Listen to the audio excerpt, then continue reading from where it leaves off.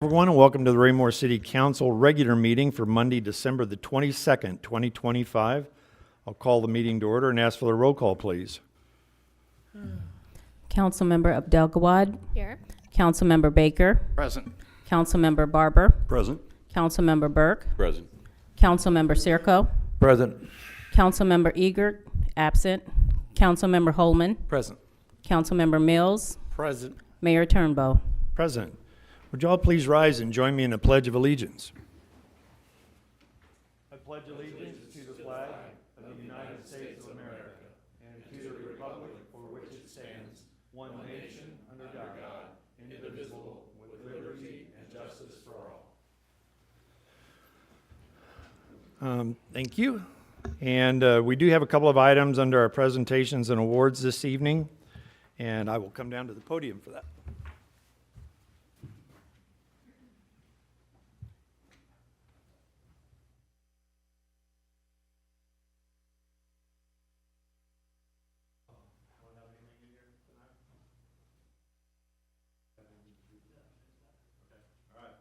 I didn't know if we were doing a proclamation for our certification, recertification. Actually, it's our reaccreditation for the APWA, the American Public Works Association. So, Trent, I'll let you come up here, but we want to congratulate you again for this honor. I mean, it takes a lot of work.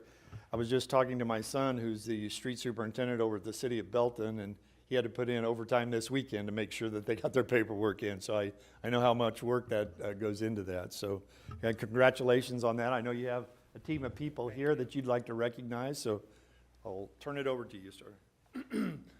So actually, the regional director for APWA is here, and we were going to have him say a couple words about our reaccreditation. And I do appreciate all the public works staff for coming out and supporting us tonight. So I will turn it over to him.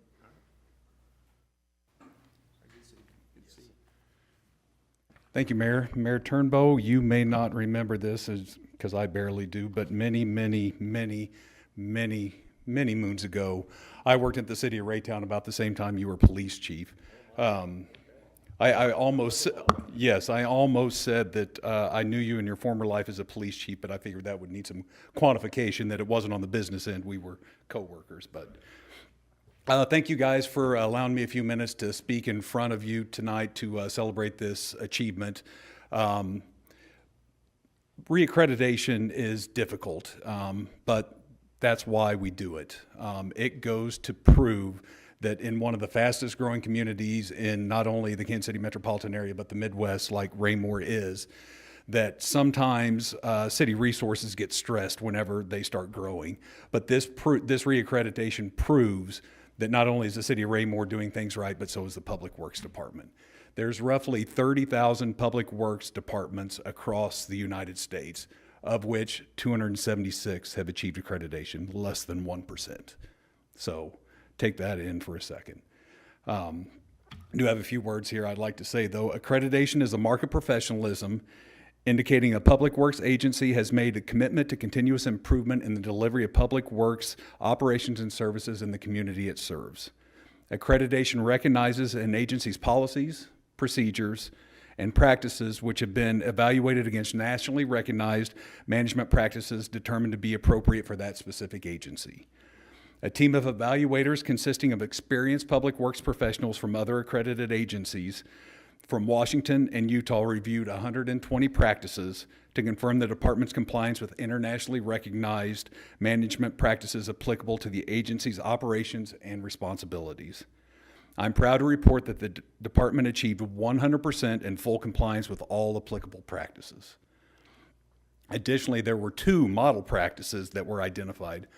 Model practices are documentation that the evaluators have identified as outstanding and worthy for other applicants and accredited agencies to use as future examples with their accreditation practices. Following the team's recommendation, the Accreditation Council for APWA granted full accreditation to the City of Raymore, Missouri Public Works Department.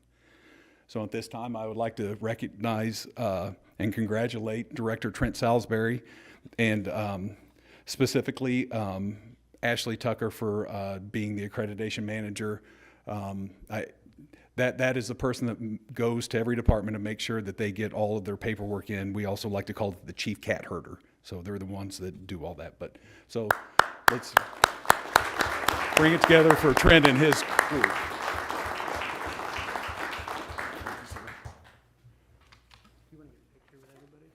Everybody, Public Works, please go to the front and squeeze in like you love each other. Yes. I got to turn my shirt down.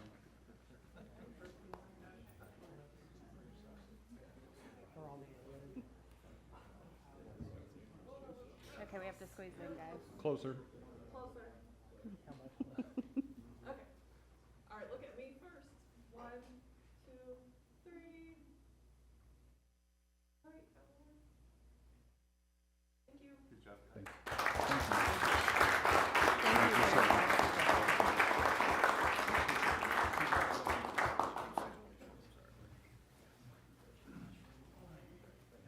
Guys, thank you for coming up. Appreciate you.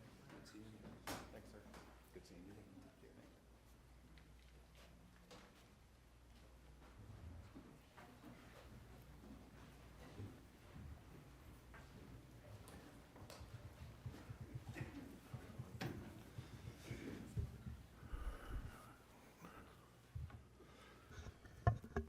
Well, now that I've been aged there with those remarks, we'll move on to the second part of our presentations and awards tonight. I think Lori Crandall from the Public Works Department will be speaking on Municipal Separate Storm Sewer System Annual Report.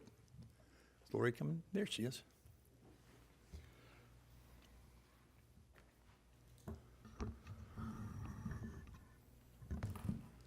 Well, thank you for the opportunity to present this annual report, at least the outline of it. It's way too long to present the whole thing, so our DNR MS4 report permit, and I'm going to try to make that the last time I use acronyms, but the DNR loves their acronyms. It contains 6 minimum control measures, which are basically just mandatory actions to control stormwater pollution. And I'm going to dive right into these. 1 and 2 are combined because they're very similar. It's public education and outreach and public participation. So basically, we implement a public education program to inform the public about the impacts of stormwater discharges and the steps the public can take to reduce pollutants. We do this by distributing education materials, we have outreach activities, and provide opportunities for public participation. A few of the things that we do with this are articles in the Ray Moore Review. Melissa Harmer does those, I don't do them. We have a kiosk out there. It has educational coloring activity books for children. We have an annual stream cleanup event and annual household hazardous waste events, which are pretty popular.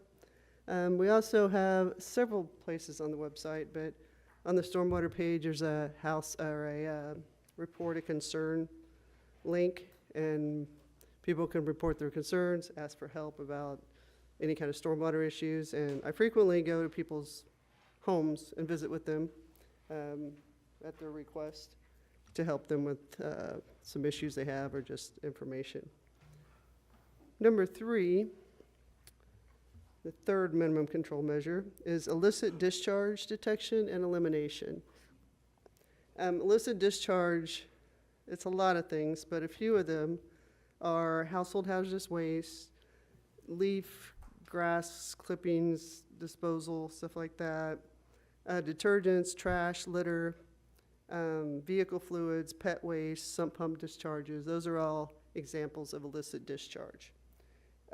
We have numerous codes in place to help us deal with this, tracking, detecting them, removing them, and enforcement for people that do them or continually do them.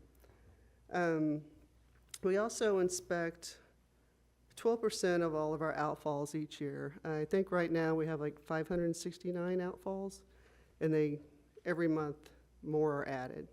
So we inspect 12% of them, and 25% of our priority areas. Priority areas are areas that have a potential for pollution to leave their sites, their businesses.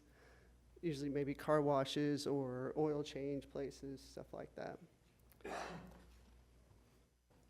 Number 4 is construction site stormwater runoff control. And this is part of our program to reduce pollutants in stormwater runoff from construction activity. So this is prior to the construction going on and while the construction's going on. So once again, numerous codes in place that help us enforce and regulate this. We do a pre-construction plan review on all plans. And, you know, we look for drainage, what their erosion control phasing is, just different things along those lines. There's a pre-construction plan review to make sure the site is balanced before and after. We also do erosion control inspections before, during, and after construction. After any time there's a rain event of more than a ½ inch, we go out and inspect the sites. We issue land disturbance permits. Everybody's required to have a land disturbance permit.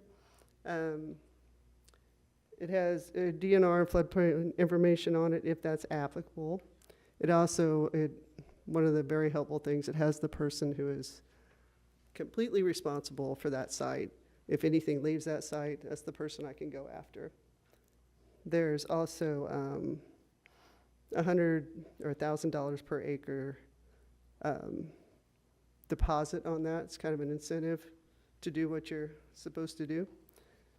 All builders must also take an online erosion control certification.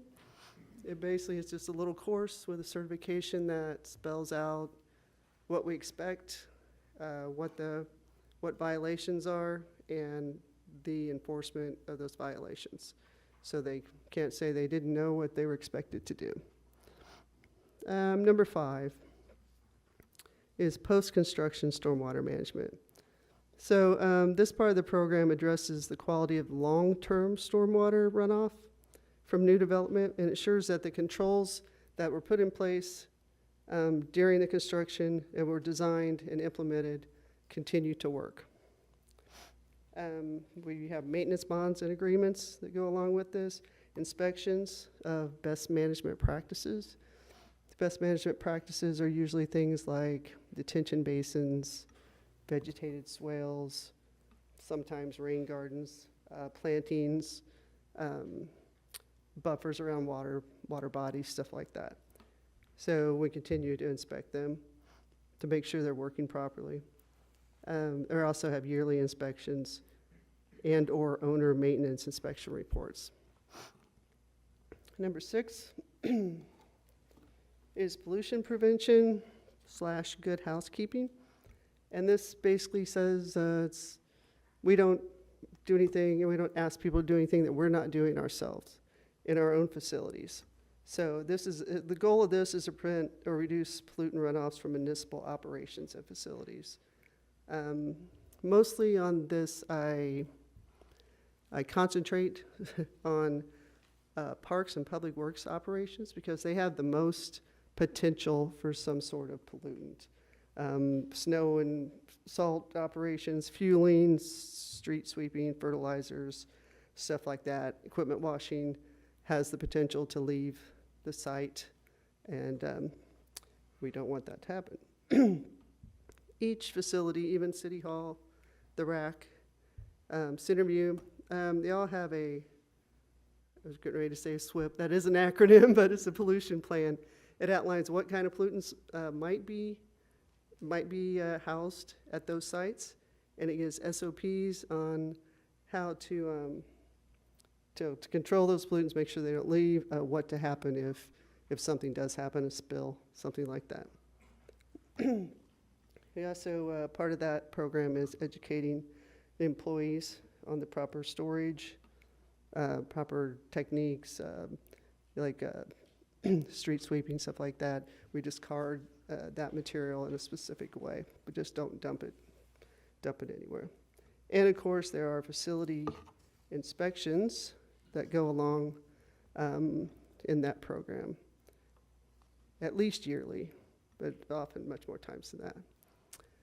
So that is, in a nutshell, the report. Thank you for the opportunity to present it.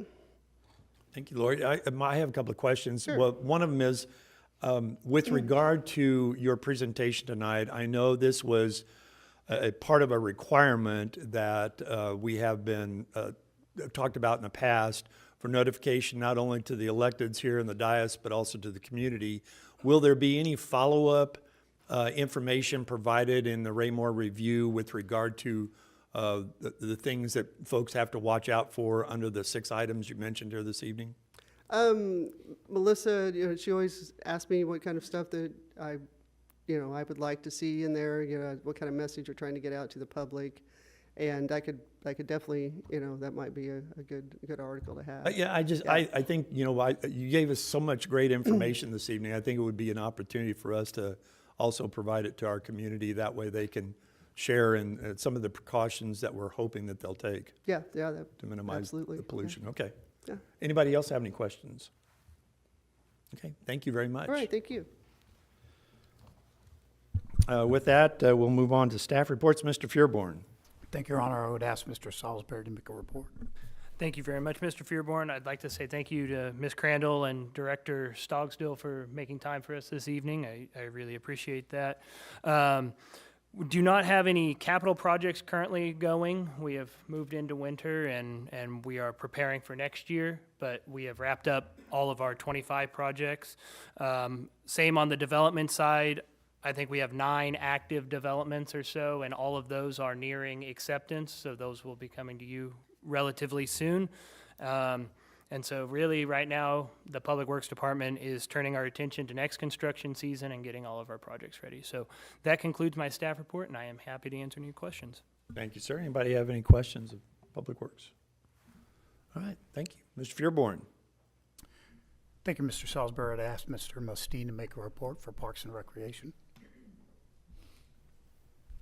Thank you, sir. Mayor, members of the council, I submitted a written report. First of all, I'd like to thank those of you who attended our mayor's tree lighting earlier this December. We had great weather, great attendance. It was a largely attended event, so we're pleased to offer that to the community.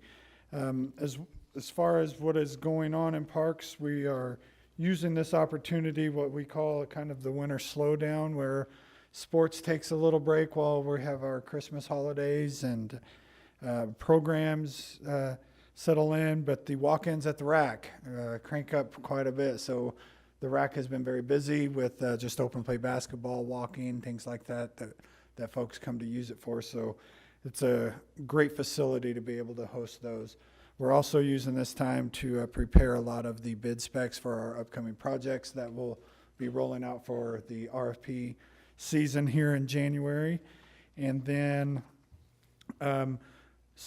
as far as the basketball goes, we are taking a break from our youth basketball leagues, but I do want to commend my staff, Nick Cook, our athletic coordinator, and Todd Brennan, our recreation superintendent. Our basketball league has, I put it in our report, 559 athletes in our programs right now, and that's from kindergarten all the way through 9th grade. That's over 100 athletes more than our sister cities that we share play games with. We're really doing some good things, and it feels like our parents, our families just appreciate what we're providing, the service that we give them, the facilities, and sharing with the school districts. So I think our programs are showing with the registration numbers. So just congratulations to Nick and Todd for hard work on that. And then finally, the announcement of the ice rink. We are ready, and we're going to break some record heating hot temperatures tomorrow. So probably not going to skate anytime soon. But when Mother Nature decides to get cold, we're ready to go. We got the hours all posted. We'll have some special events to draw some folks out. You can you can rent it privately. You can rent it now if you want and just look at it and enjoy the rest of the park. We'll take your money for that. But we're ready to go, so we'll just wait on the weather to get cold. And with that concludes my staff report. Happy to answer any questions. Anybody have any questions? I was just going to say something real quick. Mr. Mustine, thank you so much for the quality of the program. Give them kudos on a basketball program. Having a grandson in the program, I've had an opportunity to be down at the rack quite a bit. It's very organized. The refereeing is quality refereeing, and the coaches are top-notch that have volunteered to help with these kids. I mean, it really is a great program. I'm not sure you're given enough appreciation for that, because the quality control on that's phenomenal. Well, I It's a nice do facility. like that our park board chair is one of our coaches, so it puts a little pressure on those guys to make me look good, so you that go. helps out as well. Mr. Circa. Thank you, Mr. Mayor. Yeah, two things about the basketball, the programs. I know we do a large attendance compared to other competitors in the Cass County in the south. And I got some great grandkids, a number of them, and they're all in sports, but a lot of them come up here to be active in a lot of that sports because of how well you do your plans, how well we do that up here, and we draw the kids from all around the county, which is good as a plus, what I see that you guys do. And the Christmas tree lighting, it was a really busy night. It wasn't that bad on the weather, and it went out really without a hitch. I know when they went to tree, you all cross your fingers when they're ready to hit the switch on the tree, but it worked fine. One It of the worked most fine. nerve-wracking 10 seconds of the year right there. But it was good. Thank you. Thank you. Thank you. Anyone else? All right. Thank you, sir. Nathan. Mr. Fearborn. Thank you, sir. I would also add, Mr. Mustine is now the proud father of Great Lakes Naval Station graduate. Starting out, our mayor actually graduated from that exact same naval won't station. say when a I went few through years- that boot Since you've camp, already had it put to no, you no. tonight, sir. I've we already won't been go there. aged once tonight. But yeah, we all got to enjoy that particular graduation. I know Mr. Mustine's very proud of his son, now at his first assignment. I would ask Ms. Harmer to make a report for communications. Thank you, sir. Good evening, Mayor and members of the council. I thought that I would take the opportunity at the end, as we wrap up the year, to share some numbers that I think are impressive from multiple departments throughout the year. And if you don't remember them, it's okay. You'll see them in the winter-spring issue of the review in your mailbox in mid-January. Our Public Works Department replaced 22,960 linear feet of curb on the annual curb replacement project through engineering. The annual street preservation brought us 18 lane miles of streets that were milled and overlaid. That is a lot larger than the numbers in previous years, as far as I can remember. We also completed the Ward Road reconstruction, Sunset Lane extension, and Dean Avenue and 195th Street improvements. Raymore Public Works crews used 134 tons of asphalt for 44 street patches. That's also for 2,228 potholes. 2,000 plus feet of Owen Good Force main were replaced.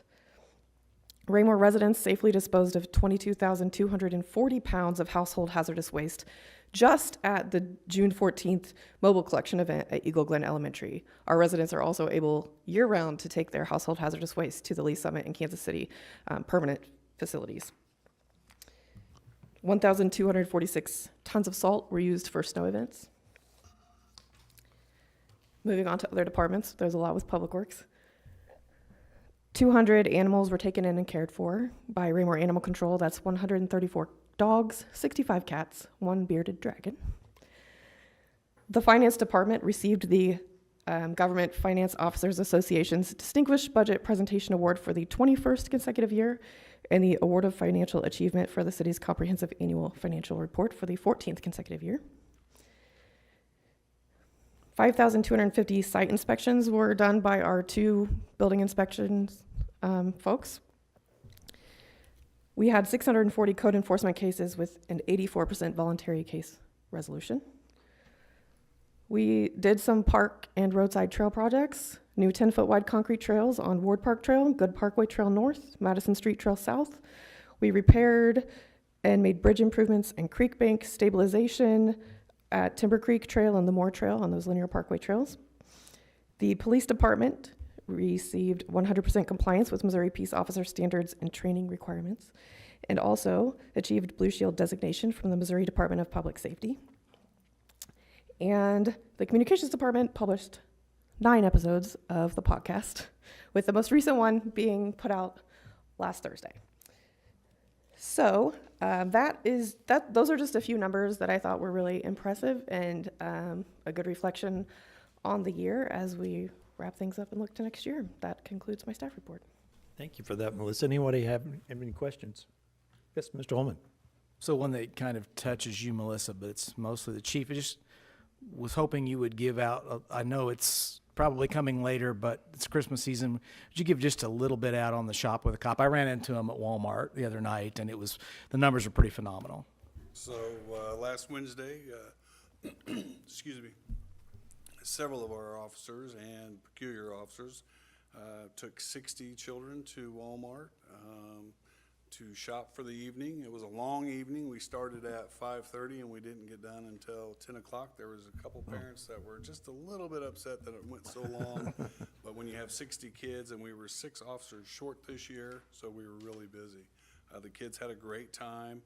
I don't know if you've seen some of the social media. We had a lot of folks from the distribution center come in and help volunteer and wrap. Also city employees and our dispatchers came in and wrapped.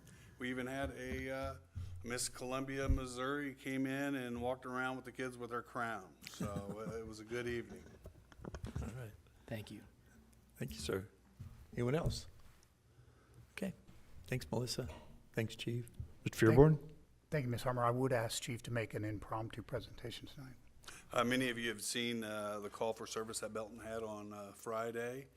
We did send personnel over there to assist them upon the initial response, completion of the initial response. Our officers were just stayed in their city for calls for service to assist them so they could focus in on their incident, and we would just take the normal calls for the evening. And I think that many agencies was helping them as well.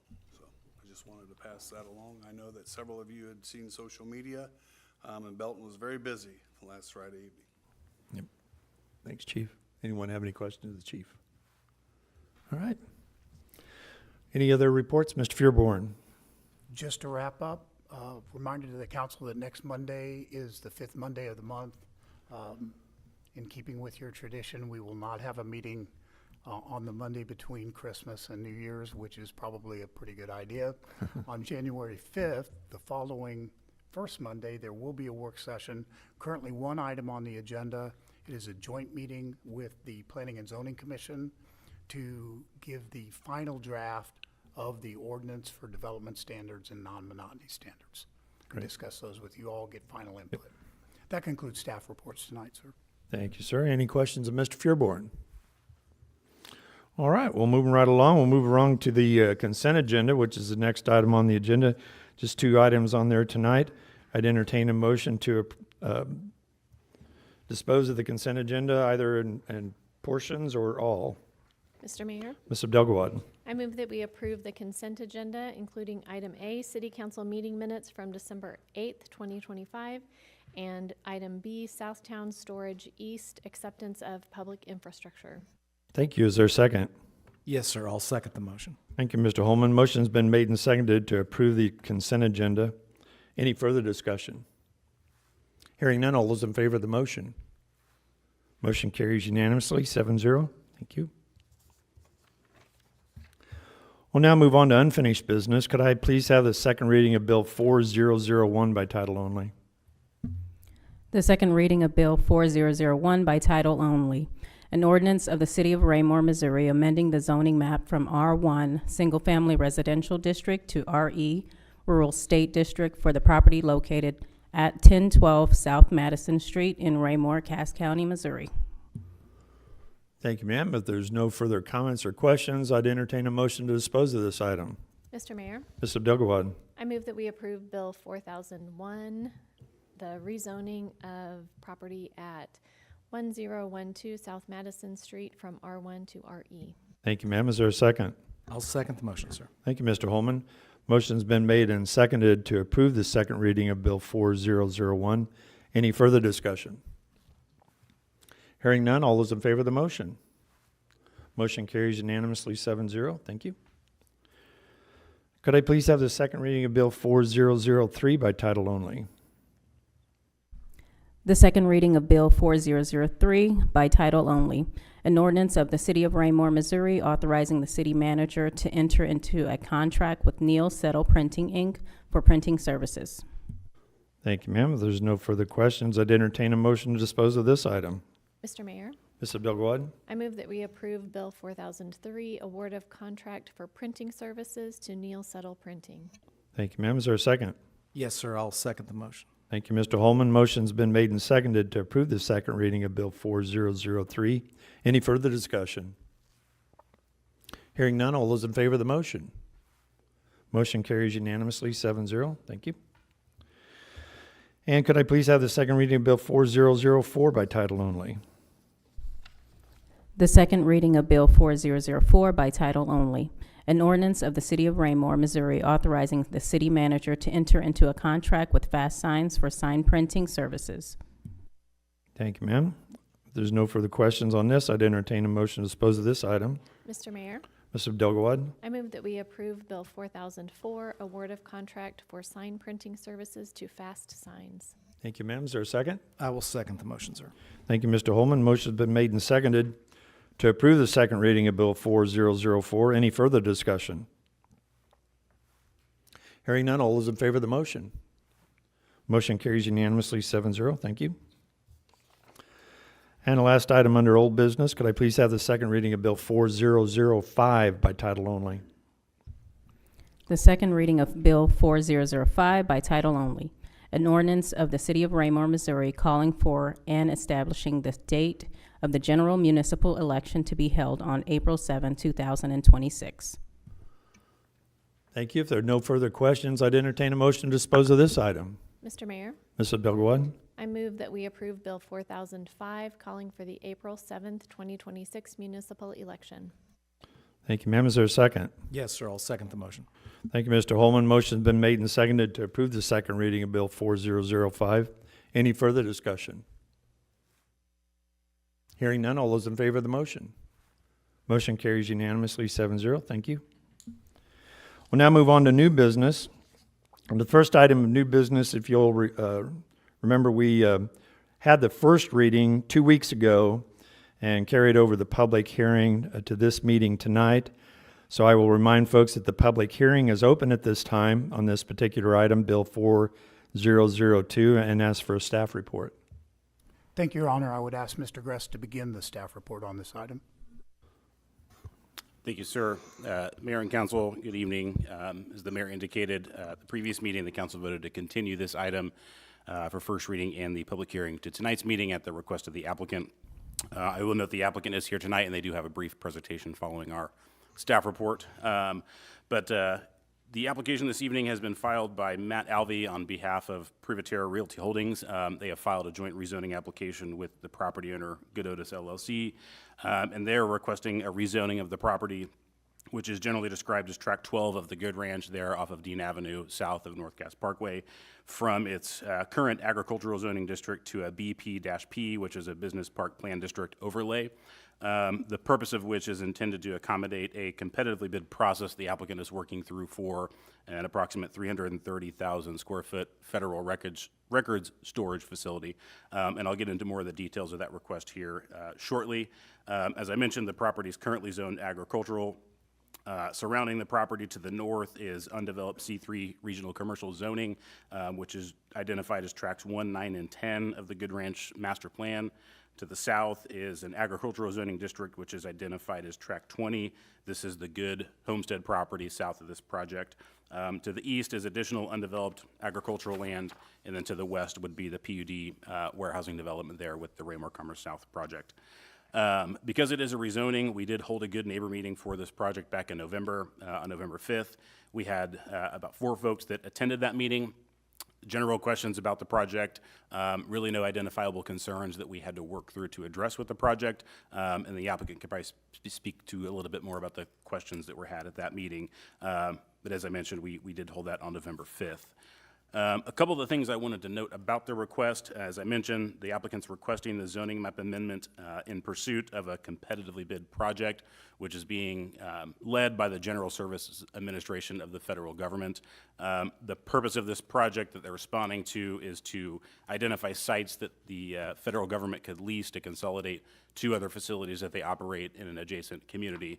And so this is one of a couple different sites that developers have chosen to respond to this project. With respect to the zoning district that's been requested, as I mentioned, is it a business park plan district overlay? The purpose for that planned overlay, as the applicant may kind of describe further, there are some unique requirements that are needing to be met because it is the federal government. And so the P district overlay is intended to try to accommodate some of those unique things that you wouldn't typically find in the typical or standard BP zoning district. In general, one of the main things is really site access. In our transportation plan, typically streets have sidewalks on both sides of the street. Currently today, when Dean Avenue was extended, Van Trust built the sidewalk on their side of the road. Due to some of the restrictions for access, the applicant has asked to waive that requirement for sidewalk on Dean Avenue, and instead they've proposed a couple different off-site trail improvements for the city.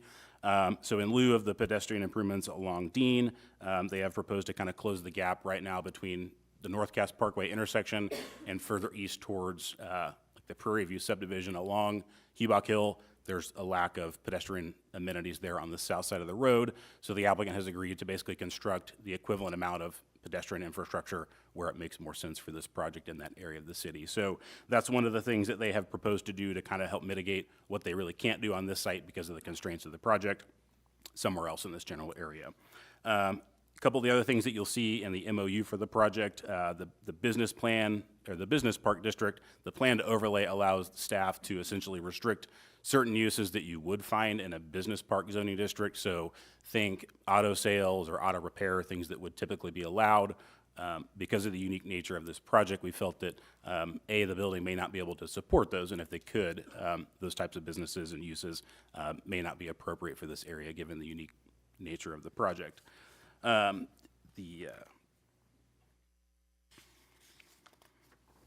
of the things that I wanted to point out before I get into the findings, as I mentioned, this is a competitively bid project, Part A, and the city's also proposing kind of a custom zoning district to respond to the needs of the project. So the one thing that you'll see that we haven't typically done before, the actual ordinance that's in front of you all is actually being proposed as a conditional approval. And so there's language in the MOU and the actual ordinance that the effectiveness of this zoning map amendment only goes into place if the site in Raymore is awarded the project. And so there's some timeframe stipulations of when we expect to hear that, hopefully award back from the applicant. If the project is not successful in Raymore, the site will retain its agricultural zoning as if nothing were amended. And so we're hopeful that we'll win this project, and the applicant can kind of speak to some of the stuff that they have worked on throughout the planning phase. But as you can see, staff did submit their staff proposed findings of fact, and at the Planning and Zoning Commission meeting, the commission did vote to accept those findings of fact and forward this case to you all with a recommendation of approval. I'm happy to answer any questions, and as I mentioned, the applicant is here this evening. I think they have a short presentation for you all, and I'm sure they're happy to answer any questions as well. Okay. Well, if you'd like, unless somebody has a burning question right now for staff, we'll go on to the presentation by the applicant. That's okay. And while they're coming up, I will take control of your screens, hopefully this time, and get their presentation broadcasted to you all. Okay. Mayor Turnbow, council members, my name is Matt Elvey on behalf of Tony Privatera and Privatera Realty Holdings.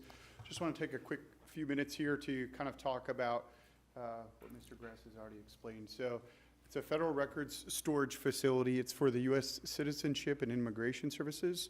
It is only storage of records, so no adjudication, nothing like that is going on here. It's just consolidating and really updating the storage facility that already exists just north of here. We do expect this to be a 20-year lease at a minimum for the 310,000, 330,000 square foot building. Roughly 208 people on site every day, 2 shifts of 191, and then a couple of extra stragglers that come and go. The team that's building this and the team that's kind of behind it is all local here to Kansas City. So Privatera Realty Holdings, the GC, J.E. Dunn, and then the architectural and engineering teams are all local as well. So if we go forward one slide here, it will all fit on the 66 acres that are being proposed to be rezoned here. There is a bit of an office space, roughly 53,000, but really the majority of this is the storage, the record storage facility here. The government has indicated that they do want to expand and double the entire footprint of the building, so that's what you see there in red. Again, the site can hold that entire expansion possibility. And we did ask for some modifications to where the sidewalks are because the government does say that this is something that needs to be secured. So if you slide forward one slide, it will look like a wrought iron fence surrounding at least everything on the Dean Avenue side of the street with controlled access in and out. Again, that's not really to keep, good folks in, bad folks out, or anything like that. It's really just the government trying to protect the records that are inside the facility there. But the facility itself, if you go through one more slide here, is all about a storage facility. It's kind of a robotic, state-of-the-art system that handles everything for folks looking to immigrate to this country for the next 100 years or so. So with that, I'll hold for any questions either for myself or Mr. Privatera. Thank you, Matt. Anybody have any questions for Mr. Alvey? Anyone? Okay, thank you. All right. Anything else, Mr. Gress? Just a From couple your end? kind of next steps, assuming that this ordinance is approved. Within the MOU, you'll see the intent of this is to set up kind of the framework for how their project can progress in the city if it is awarded. So if the rezoning is approved, their next step would be a final plat to formally subdivide the property, and then they would be required to come back through the process for a final site plan.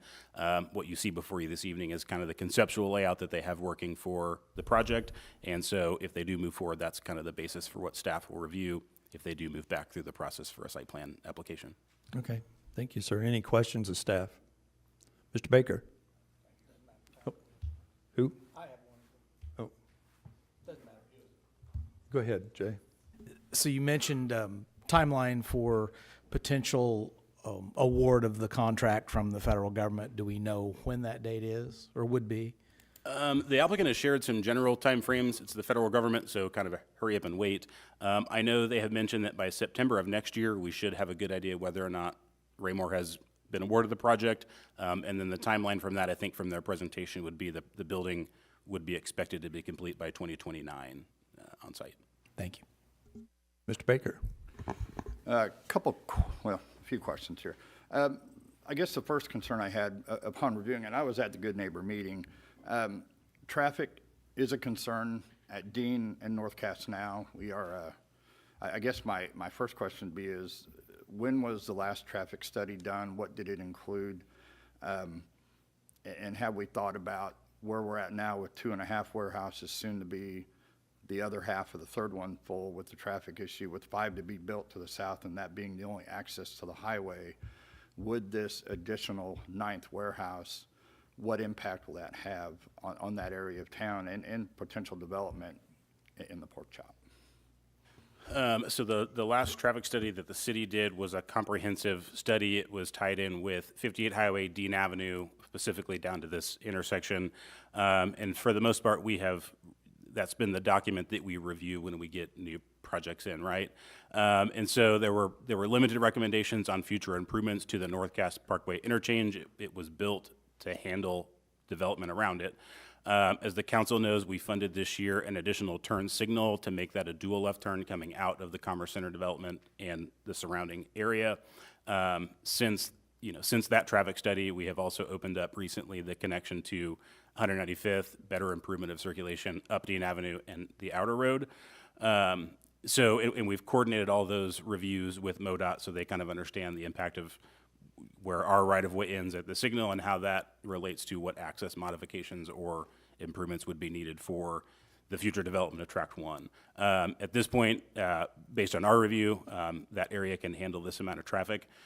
What we've done with this project, obviously we won't know, there are some details that we'll still have to get with the site plan review. And so in the MOU, you'll see that if, based on a review of that traffic study, when we get it for their site plan, if there's any additional turn lanes along Dean Avenue that need to be made to accommodate turns in and out of this development, the applicant has acknowledged that that will be their responsibility to take on if it's warranted. I don't know if that answers your question or if there's other information you were Well, still looking for. I do think that I mean, that just says more to Dean, and that intersection will continually be a full, I mean, with the numbers tonight, 280 people, 190 per shift. I mean, we see what 4:30 in the afternoon looks like out there, and part of the reason why we're adding 40,000 for the second stoplight. My concern is just the highway access to trucks. So what are we going to mix in coming down Dean? And both those entrances to the new warehouse are right near where traffic is backing up at. So again, I think people that have seen that area, people have called me, have a concern for the additional bottleneck. Second question, in the facts of finding, and I did find it interesting, that to grow the tax base with sustainable and well-paying jobs, what was the criteria to utilize that terminology versus, are these going to be better paying jobs than other warehouses, or is this something that, I mean, what justifies a better paying job? I mean, I don't know the basis for what, what somebody thinks is well-paying is kind of subjective from the next. I think the language in the findings of fact was just from one of the overarching goals in the comprehensive plan to attract generally primary employment to the city. So that wasn't necessarily to compare, the wages that are paid somewhere else in the city to this. I know with respect to this project, it was noted that these are predominantly is going to be a mix of office jobs, which is not the focal point necessarily of the other developments in this area. So that distinction between what typically is a well-paying office job that kind of complements the other types of jobs that are in that commerce center area and around it, that was kind of staff's justification for using that as a, meeting one of the goals of the comprehensive plan. Okay, and two more, almost done. So the other factor finding, number 6, the extent which the zoning amendment may detrimentally affect nearby property. I know that you originally talked about this as agriculture going to an RPP or BPP. Originally, in the 2045 plan, we just got done writing that this was zoned for multifamily housing or high-density housing, the particular part of the land where the warehouse is going to be. And then to the east of that, between that and Prairie View, would be single-family housing. So I guess my concern for findings of fact number 6, that if we allow the warehouse to go there, and then, the natural flow through our UDC, and we've talked about it on other developments in Ward 1, that you have to have buffers of different types of housing. You don't go warehouse to single family side by side. So my concern would be that we're changing the blueprint and that we just got done with, but if we put a warehouse there, then our next plan is we're going to go single family housing across the creek. Is that going to be desirable, and would that be detrimental to that property area and to the people in Prairie View that are building or that have already built or still continuing to build that? I just, with fact of finding 6, I think there should be some discussion to that and how we feel that's going to affect it. Yeah, great question. So to your first point about the Good Ranch Master Plan and the 2045 plan, so this area of the city is one of the only ones that's governed by what I'll call a separate planning document. The city's future land use map governs every other development and property in the city, but when this particular property was annexed, it came with the adoption of a master land use plan.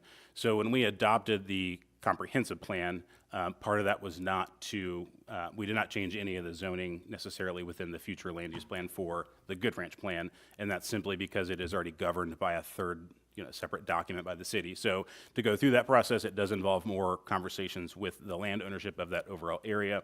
And at the time we went through the comprehensive plan, there was no real concerns about changing any of those designations at the time. As you mentioned, though, track 12 of the Good Ranch originally did set, which is this area, did identify it as appropriate for high-density residential. As the Commerce Center built out, we just kind of asked ourselves, is that the area that's still appropriate for multifamily? Is this where people would want to live? And through our conversations with the ownership, it was determined that that wasn't a land use that they themselves wanted to pursue or try to develop on this property. And so a couple things about this property made it attractive for the landowner and the applicant to pursue with respect to your last question, which is the surrounding development. So this particular parcel is separated by a creek with a pretty heavily wooded buffer around it. The way this particular site was laid out, in comparison to maybe other ways that other developments could have laid it out, it is kind of long and narrow, which follows the shape of the tract of land, so it allows the opportunity to preserve that creek and not really do anything around it, which isn't necessarily a development requirement. It's just, it really fits in with the layout of the applicant's site. So our position, and even talking with Good Otis, who, developed Prairie View and all the subdivisions in the Good Ranch, preserving that creek and that streamway was the natural buffer between this area development and what they have kind of identified as future single-family subdivisions. So it wasn't a concern that we identified with either the landowner or the applicant. There were some concerns more about noise, it seemed like, from the highway during the Good Neighbor meeting. Typically we use those to understand, is the buffer enough, or are there other things that the residents want to see? And we didn't really come out of that meeting thinking there was additional items that needed to be looked at. So we thought that the existing buffer was sufficient for that area. And is there any special requirements by the government of lighting in this type of facility that, obviously like in Whitetail, you sit on the back porch, on the west side, you see the warehouses, you see the lights, the one that's built. Is there any additional lighting? Would that all have to fall within our parameters, or we, because of the special designation, if they require more lighting because it's a secured government facility, how would that come into play? Yeah, so they didn't ask for any deviations from the lighting requirements. That's part of the site plan review, so not any information that we've required at this point. So there's no exemptions from the city's lighting requirements for site lighting. Primarily that's to prevent light pollution from spilling over. In areas like this, it becomes challenging along Dean Avenue because you have street lights that spill over both ways. So part of their site plan review, when they do go forward, they'll be doing a photometric site plan to ensure that light isn't leaving the site, other than kind of the ambient glow that you typically see from site lighting. But to answer your question, they have not asked for any exemptions from the city's site plan. Okay, last one. On page 103 of our packet, it's in the memorandum of understanding, page 12 of that particular document, for signage, and I'm just trying to understand. It says subdivision entrance markers are permitted for the development along 195th Street. A street easement shall be provided for each proposed sign. Sign shall be in compliance with Chapter 435 of the UDC. What does it mean subdivision entrance markers are permitted for the development along 195th Street? So this was, it looks like that actually should be Dean Avenue. This was a carryover of some language from the Commerce Center development down on the south end of this site. And so subdivision entrance markers would be similar to, as you drive down Dean Avenue, you can see the Raymore Commerce Center monument signs that have the tenants that are in those buildings. So as part of this, the federal government may not want them, but they are permitted to have those monument entrance signs to say it's the federal government, whatever the name of this facility ends up being. So I'll make a note to correct that to Dean Avenue. Okay, that's all I have. Thank you. Okay. All right, thank you. Anyone else? All right, well, the public hearing is open at this time. If anyone from the public would care to address the council on this particular topic, please step forward, state your name and address for the record, and try to keep your comments to 5 minutes or less. Yes, sir. Thank you. Mayor, thank you. Thank you, council, for the time. My name's Josh McDonald. I'm at 1400 Haystack. I'm a resident of Ward 1. Live near this intersection, which impacts our travel routes daily. And understand that your role can be challenging and includes complex decision-making in many of the decisions that happen. I appreciate your service to the city, ability for public comment tonight. Regarding the development in City of Raymore Blueprint 2045, adopted just May of this year by this existing council, in my opinion, there are several aspects of this plan that should affect all rezoning considerations, including transportation and connectivity framework, which is included in this blueprint, that has been outlined and anticipated related traffic congestion and flow caused by additional development of this type. However, I'd like to focus on a couple simple items tonight. In the introduction of Blueprint 2045, in 1.1, Comprehensive Plan Overview states on page 2, the comprehensive plan is the legal foundation that legitimizes local development regulations. Ideally, the local comprehensive plan is a primary guide not only for updates to development regulations, but also for the creation of capital improvement plans, end quote. Additionally, in 1.2 of that same section, significance of the plan, quote, this plan will serve as a guiding principles in the future decision making related to city policies, projects, programs, initiatives, particularly those that impact land use, development, capital projects, and the overall built environment. In Image of the City, Goal 4 strategy is included in this blueprint. States compatible growth, support new development that is aligned with the priorities of the city, which some of these were stated above, and, quote, ensure development and land use changes that are compatible with existing and adjacent development. Given the information and location shared to date, I do not believe this development aligns with the outline approved and agreed upon by this council in the Blueprint 2045. I ask this council to consider a blueprint that you passed and the impact of existing residents and developments. Taking accountability and responsibility is the least we can do for our residents of Raymore. Thank you for time and consideration of my comments. Thank you, sir. Anyone else?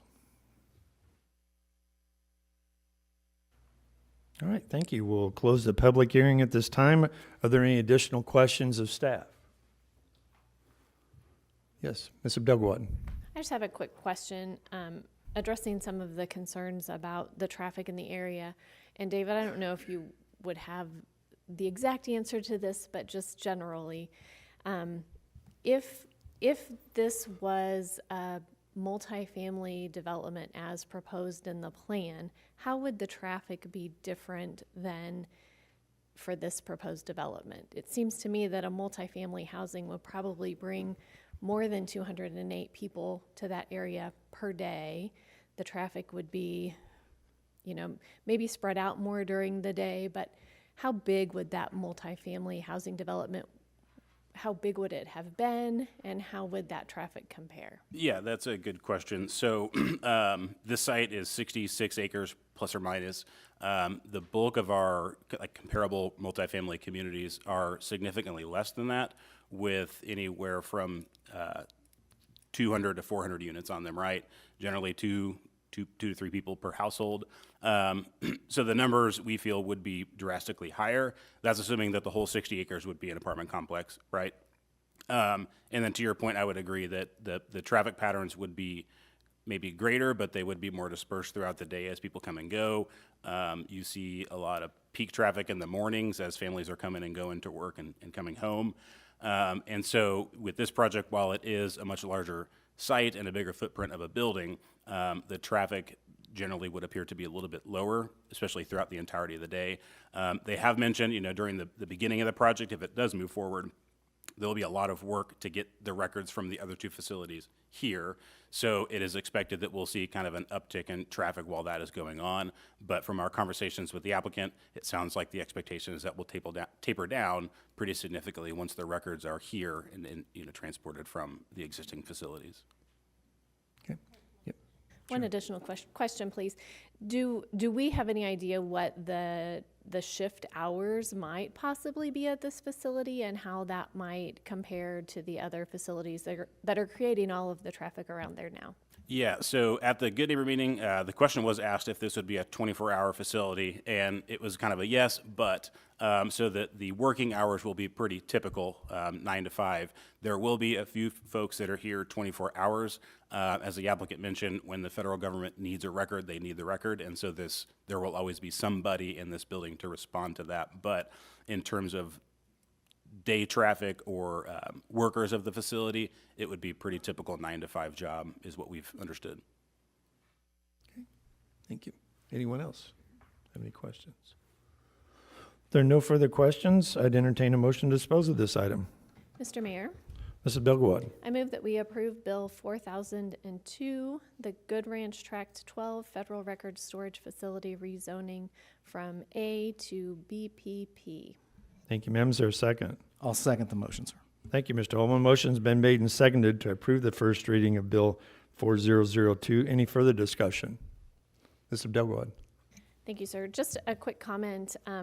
One of my concerns when I first started looking at this was, what if we rezone this and then we don't get this contract, and then that's open for what? What could move in that maybe wouldn't be quite so desirable. So I was happy to hear from staff that this is contingent upon this contract, and if we don't get this contract then, or if the developer doesn't get this contract, then it will remain agricultural. So good move, staff. Okay, thank you. Anyone else? Yes, Mr. Mills. The concept of the project looks great. I mean, it seems like it would provide, the kind of jobs and it's a government project.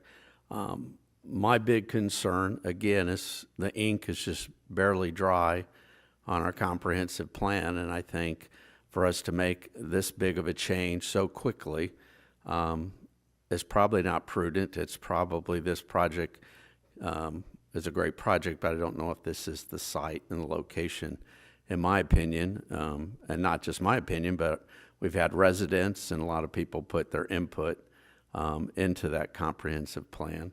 And I think, this early in the game, we need to stick with our plan as much as possible. Mr. Burke. Thank you, Mr. Mayor. Question for staff. Is it, the original zoning, hasn't it been in place since like 93 or something?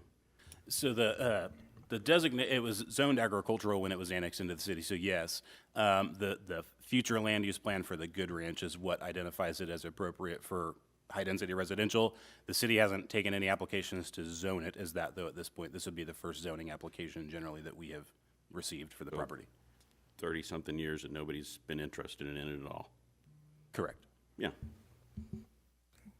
Mr. Holman. Well, I recognize the concerns about not exactly aligning with specifically what is in the plan, a land use plan. The fact is a plan is just that. It's just a plan. It doesn't mean that that's what will go in there. It's what we estimate may go in there.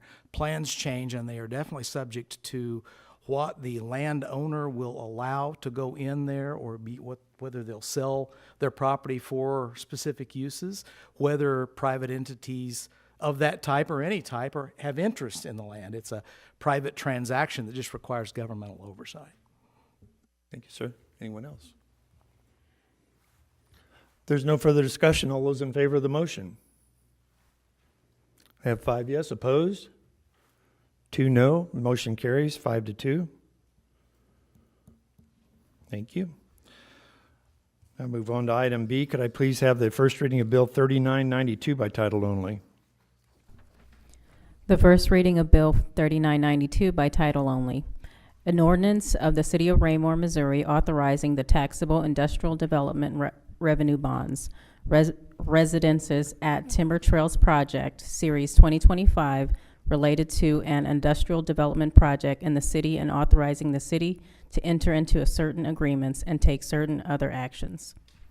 Thank you, ma'am. Is there a staff report? Thank you, sir. I would ask Ms. Lee to begin the staff report on this agenda item.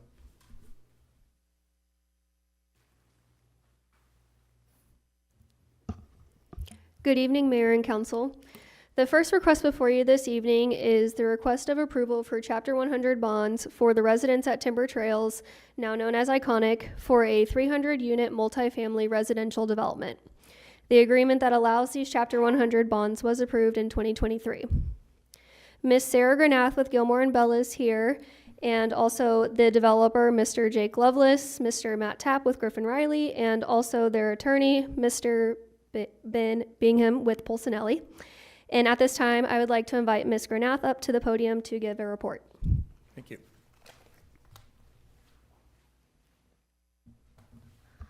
Good evening, Mayor and Council. It's nice to see you all again. As Ms. Lee mentioned, the item before you tonight stems from a Chapter 100 plan that was approved by the council back in August of 2023 for the Timber Trails development. The plan includes 3 components or phases: multifamily, a retail, and a potential hotel phase.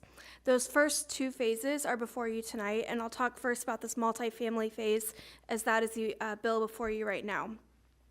So the plan and bond documents call for the construction of approximately 300 Class A multifamily apartment units, including parking stalls, covered parking, a clubhouse, pool, and outdoor amenities. The design standards on these are regulated by the performance agreement that was approved with the plan back in 2023, where it outlines specific, again, design standards, amenities to be included. And I know that Mr. Gress and the applicant and Ms. Lee have been working on that as well to further clarify those items. But those are included in the performance agreement as standards that must be met. The bonds would be for $56,625,000. The development will be on approximately 17 acres, the northwest corner of Dean and Johnston. This bond approval will implement that tax abatement that was approved in the plan for the multifamily portion. And the abatement that would be approved under this would be in 2026. The developer will pay the taxes otherwise due on the site, whether there was abatement or not, just exactly how it exists. In 2027, assuming it's still under construction, the applicant would pay a certain number of dollars per unit times the number of units that have an occupancy permit. And so it's basically at whatever point they're in 2027, they're going to pay for that portion that's constructed. Once construction is complete, but not later than the end of 2027, so starting in 2028 at the latest, they will receive 25 years of abatement. Again, it's calculated as dollars per unit or dollars per door times the number of units that are built. So what's that dollars per door? How do we get to that final number? It has an escalation factor similar to a 2% general assessed valuation increase that we typically project out. But it starts at $1,448 per unit, and it goes up by the end of 25 years to about $1,731 per unit. So again, that's they're estimating about 300 units, and that's how we receive the ultimate pilot that would be paid. A couple other items, they will also, with the approval of bonds, they would receive a sales tax exemption on construction materials, just like many of the Chapter 100 projects that you all have considered in the past. The performance agreement also requires the developer to provide what's termed as a preferred tenant program. And so you may or may not remember back in 2023, but this was something that was really important to the city that got negotiated back then. And it's a $300 credit at the initial application or phase for any tenant that is a Chamber of Commerce member for the Raymore Chamber of Commerce, a first responder, or a public school teacher in the RAPEC district. And so those are kind of the basics of the bond documents. It operates just like the other Chapter 100 bond documents that you've considered in the past, where the city takes ownership, company pays a pilot. Happy to answer any questions you might have. Thank you, Sarah. Anybody have any questions? Mr. Baker. And I don't know if this is maybe in your purview, but for this particular Chapter 100, I guess my concern is not so much with the Chapter 100, but it's with the pilot structure we have here. This being 25 years, the other two apartment complexes were 23 that we've done this on that had a percent pilot through the term. The percent increase, from what I understood, using the 2023 cost benefit analysis, because that's what we're using for this, right? Correct. Okay. That it was approximately, and I saw 1426, but 1448, but it's reevaluated the growth of the pilot approximately 1.5% every 2 years. Is that? Yeah, that's what was agreed upon at that time. And it said 1426 in 2023. We applied that one factor growth to get to our 2025 number. That's where we're at 1448 starting now. But yes, the agreed upon increase in 2023 that would be established under the plan that was approved then is 1.5% every 2 years. The starting point for this one was, when we talk about an abatement or the incentive that is being given, that starting point number is actually fully valuing, according to the Cass County Assessor's Office, starting at full valuation when the entire project comes on. So it would be what they were paying at that date. What the developer is asking for is a guaranteed and certain increase in the years that would be reassessment years, which is every 2 years, at the 1.5%. So they start at full value, and then there is just, if everything goes up 6%, they're going to go up 1.5%. They were asking for certainty within that. If something goes down, they still owe the 1.5%. The tax credit from SB3, if it applies, does not apply to them. They continue to have to pay the full valuation. Okay, and that does answer that. As far as I think tied to valuation, this one here is fixed, and if it does go up, that would benefit the developer. If it goes down, which I would hope we would never put money on anything we're doing in the city going down in value over time. As far as like the real, I guess, you know, we have the taxes otherwise due, the pilot's paid, and then the net tax, I'll say loss for a better term, that we're giving up for this development. I think it is imperative for the city in transparency. Do you have that number? What would be the difference? And I know that encompasses Raymore School District and a lot of things, but. Yeah, let me grab my binder. Okay. I believe we do.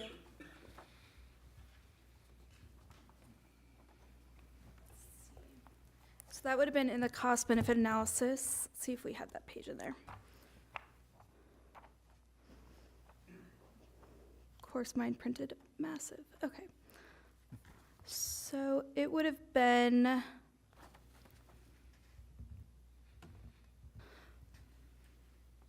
We do not have, we did not run a projected apartment build, no abatement. And I will tell you the reason why that was done. Because we typically will we only know the current value, and then we have to estimate the increase, right? And so at the time we did this, that was our estimated increase, was the pilot. As Mr. Fearborn said, we tried to project out what the pilot would be with that the biannual increase. And so our projections would have shown that they were equal, because that's what we set the pilot to mirror. Now, of course, reality is going to be different. It's not going to be 1.5 every 2 years, but we don't have a way to estimate that other than what we did for the pilots, if that makes sense. Kind of, I mean, but we do know it's 1.5 locked in. I mean, they are a constant Correct. rate. So the value, I mean, it's not even, valuation doesn't matter every 2 years. They're locked into 1.5 of whatever they're paying. I guess there's valuation comes into play, 1.5% of the evaluation every 2 years. So to keep it short though, I mean, I'm from my math, and pardon me, I'm not a math major exactly, but I'm getting somewhere around 3.1 to 3.4 million is the net tax loss on this project, which compared to the other two that we did Chapter 100 on equals the other two. So it's significant at 56 million. It is a big project with a lot of abatement tied to it. The venue, and maybe Mr. Fearborn, when my restart, that was a 100% pilot on the venue, so they're paying the equal tax rate throughout the term of that project, correct? We would know with this particular one, we would know after the fact. For instance, if the assessed valuation in 2 years were to go up 4%, the loss would be the difference between the 1.5%, and it's not a loss, it's what they're paying for the development, but the difference would be the 4% compared to the 1.5%. And again, if SB3 goes through, then everything's out the door because we have no idea what's going to happen there. And does SB3, I mean, that's a good point, I guess not directly, but how would that risk us passing this with Chapter 100 financing and the pilot? SB3, because it's considered a commercial property that Chapter 100 can apply to, SB3, they still have to pay the full LUC. Yeah, so essentially we are locking them in, and they bear the risk of SB3 going into effect and having the opportunity to pay less taxes if not for this. Okay. Anything else? Mr. Circo. Thank you, Mr. Mayor. When it says this mixed commercial development, I know we've talked before about commercial development. I'm not sure if we're into that right now or it's going to come at a later date. But I know I've asked that question before, as I'm always into development of commercialism, whatever it is, retail, bring taxes to the community and to the city. Do we have any idea, maybe a 20%, 30, what we think might be on the commercial side development coming into this area? So I will kind of address two aspects here. Right now we're talking about the apartment portion. Yep. And so it is a commercial project because it's owned by one entity that leases it out in a commercial business, right? So that's why it's eligible for Chapter 100. We will talk about the retail component, the next item on the agenda. And so I think that is maybe a more appropriate time. The developers, I'm sure, have a better idea of what will be developed. That's what I want to make sure of. Perfect. Thank you. Thank you, sir. Anyone else? Okay, and the developers are here if there's any questions, or I don't know if they have a presentation on multifamily. Okay, just for questions, it sounds like. Okay. Ben, did you want, have anything to state, or if anybody has any questions? Yeah, we can speak to the retail question on the next item on the agenda. I was gonna walk up there and say we're available for questions. Okay, all right, thank you, sir. Anyone else have any questions? All right, does staff have anything else on this particular item? I think that concludes our staff report. All right. Okay, so I would entertain a motion at this time to dispose of Bill 3992. Mr. Mayor, Ms. Abdelgawad, I move that we approve Bill 3992, Timber Trails Iconic Chapter 100 Multifamily Phase. thank you, ma'am. Is there a second? I'll second the motion, sir. Thank you, Mr. Holman. Motion's been made and seconded to approve the first reading of Bill 3992. Any further discussion? Hearing none, all those in favor of the motion? 5 yes, opposed? 2 no. Motion carries 5-2. Thank you. Could I please have the first reading of Bill 3993 by title only? The first reading of Bill 3993 by title only. An ordinance of the City of Raymore, Missouri authorizing the taxable industrial development revenue bonds, Timber Trails Retail Project, Series 2025, related to an industrial development project in the city and authorizing the city to enter into certain agreements and take certain other actions. Thank you, ma'am. Staff report? Thank you, sir. I would ask Ms. Lee to begin the staff report on this agenda item. Good evening again, Mayor and Council. As Ms. Granath also alluded to, like, this project does have multiple phases, and so we are now referring to the retail mixed-use commercial development part of the project. And so the second request before you this evening is the approval of Chapter 100 bonds for Timber Trails, now known as Iconic, mixed-use commercial development. Similarly to the multifamily phase, the development agreement that allowed for the Chapter 100 bonds was approved in 2023. And I will invite Ms. Granath back up to the podium for an additional report. Thank you. Good evening. So again, this is phase 2 or part 2 of the 2023 plan. This is the retail portion, and the developer proposes approximately 13,560 square feet of multi-tenant retail and parking, obviously. And so this bond approval would implement tax abatement on this retail portion as outlined in the plan. The bond amount for this portion is $3,675,000. And the abatement schedule that was in the plan and is before you tonight with the bonds is that in 2026, the developer would pay the taxes otherwise due. That would be the same in 2027 if construction is still ongoing. They would pay that amount that was the same as 2026, just holding that over for the year. Again, 25 years of abatement starts no later than 2028.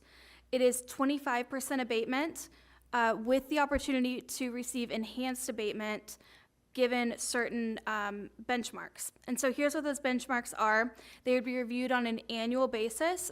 So just because they're hit one year does not mean that it carries on for the rest of the abatement. It would only apply for any year in which they hit this benchmark. At this point, there's kind of a lot of words and more calculations in the development agreement, but I'm gonna simplify it because there's no hotel component yet that could have a restaurant. If and when a hotel with a restaurant comes into play, the numbers, they kind of have a different option to meet this enhanced abatement, but that doesn't apply yet, so I'm gonna try to keep it as streamlined as possible. We can go into those details if you'd like. So the two options, as I mentioned, 25% abatement is the standard, just blanket abatement here. If 50% of the retail space, the leasable space, is leased to a sales tax generator, the developer is eligible to receive 35% abatement in that year. So from 25 to 35%. If 75% of that retail leasable space is leased to a sales tax generator, the abatement level goes up to 50% for that year. Now, what is a sales tax generator? That was also negotiated at the time of the development agreement, and that is any entity that is bringing in $300 per square foot of taxable sales is what that is. And then So those are the abatement terms, and like the other Chapter 100s, they're eligible for a sales tax exemption on construction materials. I will turn it over to the developer or the attorney to speak about plans for the retail space, but I'm also happy to answer any questions on the abatement scheme now or later, however we'd like to do that. Okay, does anybody have any questions right now? So, Mr. Baker? When you say $300 per square foot of taxable, is that $300 per square foot per day? Month, I believe. Per month, okay. Yep. And that's obviously the idea there would be, I'm going to pick an easy one because I feel like they're kind of everywhere and not to hate on them, but dentist offices, right? Great tenant, pays rent, not a sales tax generator, not necessarily what the city is looking to incentivize, right? So that's kind of how we, you're looking for retail sales to help the sales tax of the city. And so that's where that requirement comes from to gain additional abatement. Anyone else? Okay, Okay, turn it Thank over to you. the developer. all right.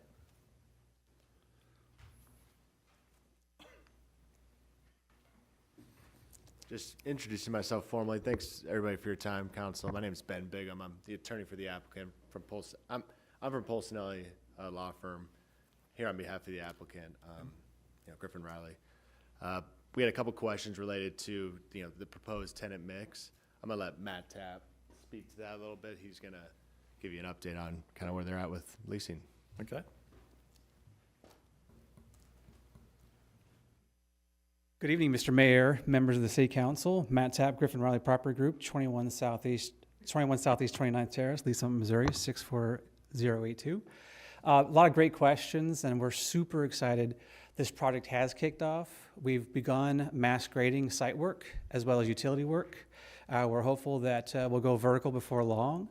In terms of the timing of the retail, I know I've talked to a number of you across the years, and the number one thing I always say, Mr. Mayor, retail follows rooftops, not the other way around. So the timing of the retail is the timing of our apartments, and also in turn, all the different rooftops occurring in that area. So as we talk to brokers and tenant reps of pretty esteemed retailers and restaurants, they want to see action happen on our site as well as the area because they follow that. They're not usually the ones to trailblaze.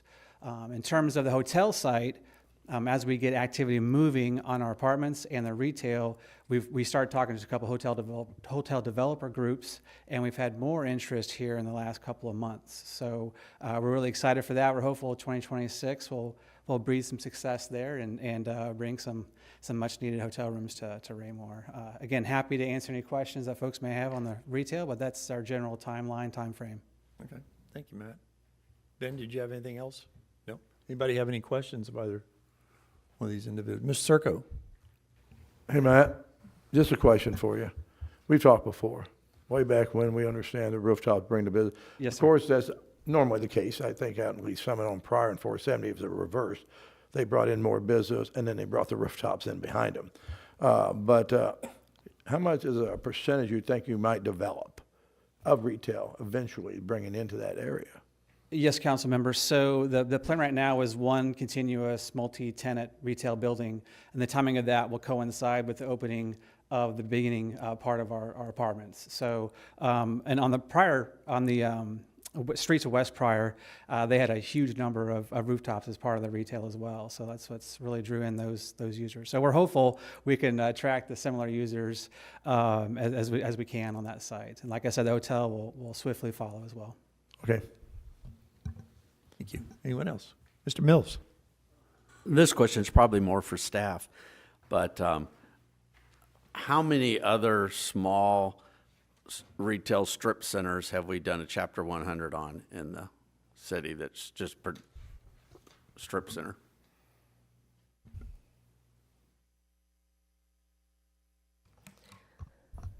The other commercial strips that have an incentive would be Raymore Galleria. But that was part of a large Right. retail.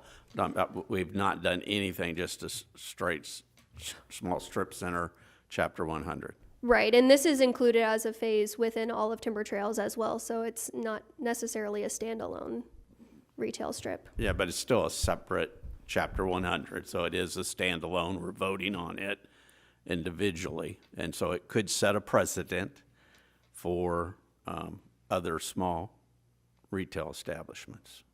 We do have, so 58 Highway, where the jewelry store is, Right. et cetera, that's actually not a Chapter 100, but it was a full TIF.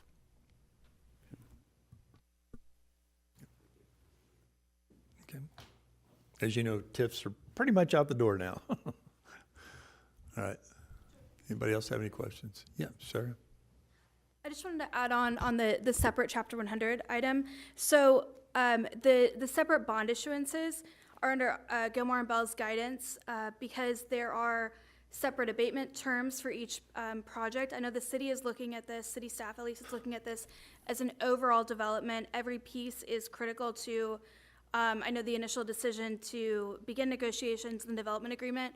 We recommended that just given the separate abatement terms and the fact that separate special purpose entities will own each portion, it's easier from, I would say, an ongoing administrative front and from our perspective to have them operate as separate bond issuances under the same plan. So I just wanted to highlight that that's why they're coming separate, even though they're at the same time and they're under one large plan. Thank you. But they are separate entities that are going to lease each one of these. Yes, so, and that's very typical, like each of the Raymore Commerce Center buildings are owned by a separate entity under a large entity. So Griffin Riley is the overall developer. They create special purpose entities for each bond issuance, yes. Thank you. Anyone else have any questions? If there are no further questions, I'd entertain a motion to dispose of this item. Mr. Mayor, Ms. Abdelgawad? I move that we approve Bill 3993, Timber Trails Iconic Chapter 100 for the retail phase. Thank you, ma'am. Is there a second? Yes, sir, I'll second the motion. Thank you, Mr. Holman. Motion's been made and seconded to approve the first reading of Bill 3993. Any further discussion? Mr. Baker? I do concur with Councilman Mills that this could set a precedent. I think in the heart of Chapter 100 financing, back when it started, it was warehouses, it was large structures, it was things that now we've morphed into adding into apartment complexes and now to the small retail level. And I just think that when you start doing this, things tend to continue. And even the property to the east of the property we're talking about right now, you know, is for sale. That could be a strip mall between this property and the duplexes being built. And if someone came in and said, you did Chapter 100 there, I want it for my strip mall here, would we be setting a precedent? And I just think when you get down to the retail level, that's just getting to the point of I can't support that. Chapter 100 financing, in my mind, is bigger projects that bring in potentially more tax revenue. In a strip mall and these abatements on the strip mall, we don't know in 25 years if that strip mall will exist, or what tenants will be here, or even what condition it would be in 25 years. We are looking out into the future of something that you look at some of the businesses that have been here 25 years. Are they viable, and is that the abatement we want to give up now and spend our taxpayer citizen money to get that in there? So for that reason, I can't support the level of retail malls falling into the Chapter 100 venue of what we're doing. So, thank you. Thank you. Mr. Holman? I can respect Mr. Baker's opinion. I would state that the entire municipal tax financing industry has changed dramatically. You stated yourself, it used to be TIFs, and that's changed now to where most entities are pursuing Chapter 100 bonds, probably because of a lot of the state legislature changes as well. Because we didn't actually start out with warehouses. We started out with the retail stuff up there around Galleria. Lowe's and, Yep. and Sam's and those kinds of places and all around there. Neither of those sites developed, but they were going to have smaller individual strip malls in there that would have come under that same type of financing incentives. And also, we never know if a business is going to last for 25 years. Blockbuster used to be in Belton. It's not there anymore. But the building remains, and typically it's taken over by other tenants. Thank you, sir. Mr. Burke? Is it all right if I ask Councilman Baker to explain? You said that this project was too small to support, but the other project that we just voted on was a large project with a lot of money, and you didn't support that either. So why doesn't that also help you make that same determination using the same criteria? I don't I'll be more than understand happy. your reasoning for either one of them now. I'll be more than happy to answer that. I'm using the venue as my template that we used 100% pilot payback on that, so that, we're given a lot of incentives. I don't agree with the $56 million project, especially apartments. You can point out apartments that were built or places that were built in Raymore 25 years ago. What is the condition today of those? And I think we could easily see that, and we could debate that up here. But when you talk about a $56 million Chapter 100 thing, at a bare minimum for this, we are giving the developer a huge break in abatement. I mean, this will be the single largest residential abatement project we're doing in the city.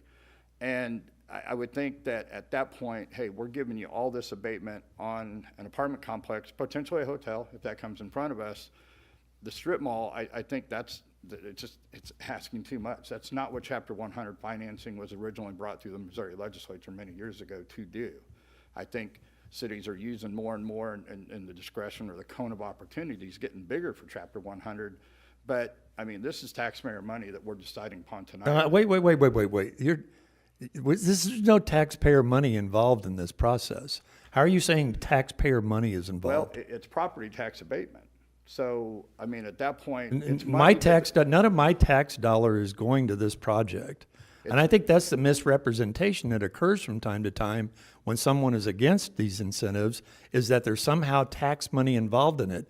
That land over there right now is producing a very low amount of taxable income for the services of the city. The project itself is still going to produce a tremendous amount of income for services that provide services to the school district, the city, the fire district. Still going to get additional income off of what it exists now, and we're providing rooftops that'll potentially attract other commercial opportunities. So I think that's misrepresentation when you say there's tax dollars there. Well, I mean, in the sense of, we rely upon property tax dollars to help fund our activities in the city. Is that not true? Yes. Okay, so then when we have less of those coming in, it's ultimately a gamble what we're looking at here. By building this project, are we gonna get enough return and ROI to pay off what we're offsetting to get the project? Now, I get your point on that, but like when our pull factor is 0.74, which it currently is, more money's leaving Raymore than coming in. So as we build these projects, we are really hedging that we're gonna get good tax revenue businesses because of this thing coming in here. But right now, we're not. At a 0.74 pull factor, more money is leaving Raymore than coming in right now. Well, I think this is an opportunity for us to reverse that. It's an opportunity or a gamble. I mean, I just think the smaller part's something that, it's my opinion, it's opinions that people have called me, the constituents, the will of my constituents have called me on both these issues ever since they were announced. And we've been talking about this for months, all the way back to 2023. So, I mean, I respect your opinion on that, but I think from my standpoint, we've got to look at ultimately the transparency of what are we giving up as far as tax revenue to pay for city services to get this in here, and will it pay itself off over time? And that's what I mean by that. All right. Mr. Burke. Thank you, Mr. Mayor. Can I ask city staff, how much taxes did we get from that property this year? More than 10,000, 15,000, 20? Any guesses? I mean, Ms. Granite, it that can't should be at the much. top of your chart. isn't it? Thank you. All right. Did you wish to respond to that? Which Sure, part Warren. did you respond to? Did you But mention- as agricultural is Yeah, what I'm so saying. It would be in here. I believe that the multifamily portion was, sorry, just a second. I have a lot of papers here. It is the taxes otherwise due. Okay, so let's see, which one is this? This is the retail portion. This year is $590.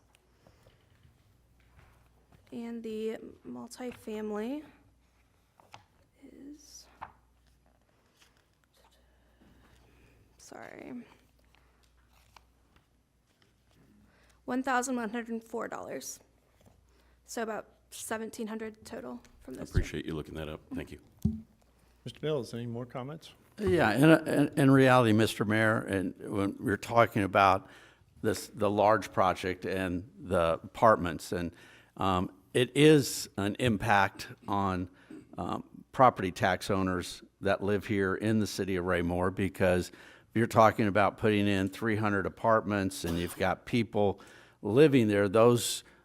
All of those people are generating additional usage of our roads, our schools, additional not tax, but taxing onto our police departments, other city services, things like that.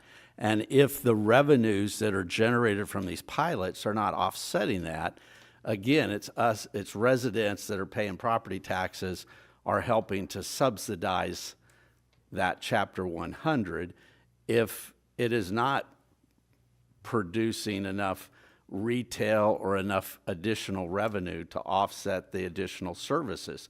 I mean, we just recently had to do a law enforcement sales tax, to help hire more officers, which we desperately needed.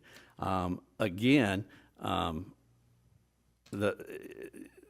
you continue to public finance apartments that are bringing in people that are not paying property tax. We are not financing it. Well, you're making. We're issuing bonds that are being paid by the developer. But it is offsetting. We're not any of the getting additional 100% of Sure, the tax but we're still revenue that we getting would get. a significant income, not only on the property tax itself, but on the taxes the individuals who live there will pay, the shopping that they do here, the sales tax they generate. There's a lot of opportunity there for those individuals to provide sustenance to the city for the services that our city does provide. Well, right now, a lot of that money that people are spending is outside of this city. And so I am not convinced that apartments are going to be a net profit for us when we actually stop and look at the services that we're going to provide, the cost of those services, and are what those services going to impact other citizens right now. So it's just process. If we had a perfect crystal ball, it'd be easy to make that decision. But there's two sides of the coin, and you go with this side or that side. But I think both sides are very viable, and I think are a concern to the property owners here that live in the city of Raymore, especially Ward 1. Thank you. Yep, thank you. Mr. Holman, did you have something? Mrs. Belgrad. Just a couple of points, comments based on some of the conversation.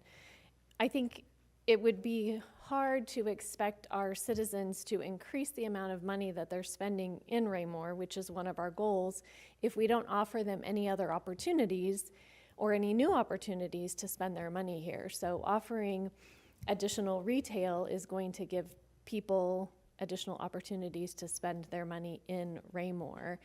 And over the many years that I've been on the council, and we've had several community conversations, and every year we do a survey of the citizens, and over, fellow council members who've been here for a while, we hear we want more retail, we want diversity in our housing, and this project is bringing both of those. So that would be the main reason why I'm in favor of it. Additionally, Mr. Burke's point, this isn't costing us any money. We're not financing anything.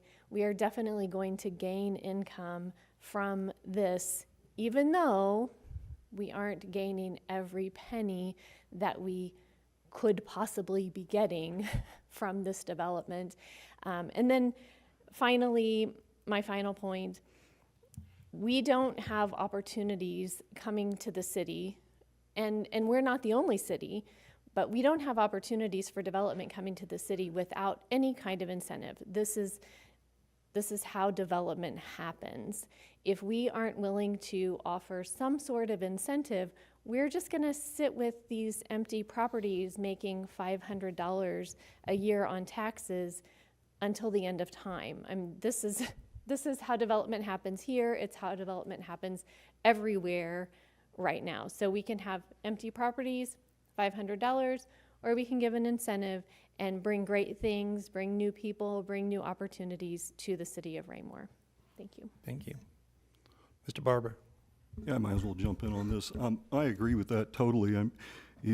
We have to have the development, the folks here in Raymore. Now, my office is here in Raymore. I see people every day.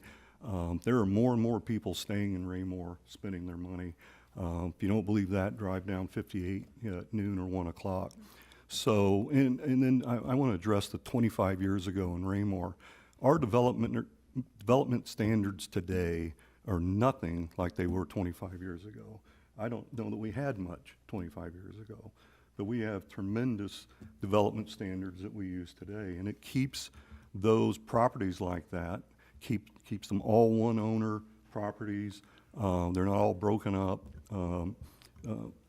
like we've seen down at different places in Raymore, and our gamble will be better in 25 years that we're going to see those properties flourish and different businesses will be in there maybe, or the same ones. Thank you, sir. Mr. Mills? Question, I guess this could be for staff. Am I confused that this does not go as part of our debt service for the city, and we pay debt service based on these bonds? It is absolutely not part of the debt service of the city, sir. The Okay. bonds are the responsibility of the developer. And what if the developer doesn't Then the defaults develop- on the bond? Then the developer has defaulted on the bonds. And what impact does that have on us? None. That's spelled out in the development agreement and the bond indenture. But the apartments are still here, and we're still not receiving the payments in lieu of taxes because they defaulted. But we still have the people that are putting the additional drain on the city services, and we're not receiving any income now if they default on that, correct? I will not speak to the opinion. I was asked the question about defaulting on the bonds, sir. Well, I mean, that would be Certainly, correct. If they we always- defaulted, we the always apartments don't go away, correct? Can I answer the question? Yes, sir. Thank you, sir. We always run the risk of a developer possibly defaulting. They have as much invested in this between them and their investments. We have also, you will note, required that they provide guarantees separately for both the retail and the residential associated with this, to try to safeguard against that possibility. Right, but answer my question, sir. If they default on the bonds, the apartments do not go away. We still have 300 people living in those apartments. We still have to provide city services to the people living in those apartments. Is that correct? The apartments would be there. If they default on the bonds, somebody's going to have to take over those bonds for them, though. The bank is going to insist on that. The bank would take over the debt. But the payment in lieu of taxes, all that could be renegotiated in that situation. Anytime a debt is taken over, that's part of the negotiation of taking over the debt. Yeah. Karen? Oh, She's up. Thank you. yeah. So, Mr. Fearborn's absolutely correct that if the city is not on the hook for this, if the developer were to default on the bonds, because they are both the purchaser and the one receiving the payments as the structure goes, to provide the abatement, the actual remedy for that is that the Chapter 100 incentive goes away. So the city has the right unilaterally to transfer the property back to the developer, which, because it's no longer in city ownership, puts it back on the tax rolls at 100%, whatever the assessor values it at, and those become tax liens if they don't pay the tax liens. The building is absolutely there. People are still living there. It's an asset in your community. Honestly, I don't want the developer to fail, but that's almost best case scenario for the city if you're against abatement, is that the project gets built and then it gets put on the tax rolls 100%, right? So that's the outcome if the developer doesn't pay on the bonds. Well, they would have a lender that would. Anyone else? There's no further discussion on the issue. All those in favor of the motion? 5 yes. Any noes? 2 noes. Motion carries 5-2. Thank you. Could I please have the reading of Resolution 2554 by title only? The reading of Resolution 2554 by title only.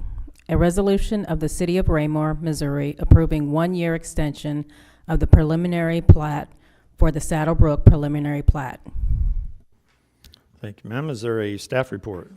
Thank you, sir. I would ask Mr. Gress to address this agenda item.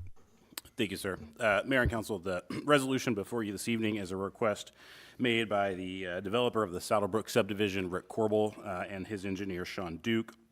As the council may remember, on December 11th of 2023, you all approved the Saddlebrook preliminary plat, which is approximately 172 single-family lots east of the Stonegate subdivision, north of Hubach Hill Road.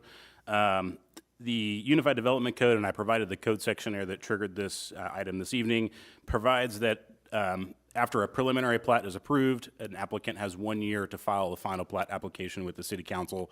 Otherwise, the preliminary plat expires as null and void.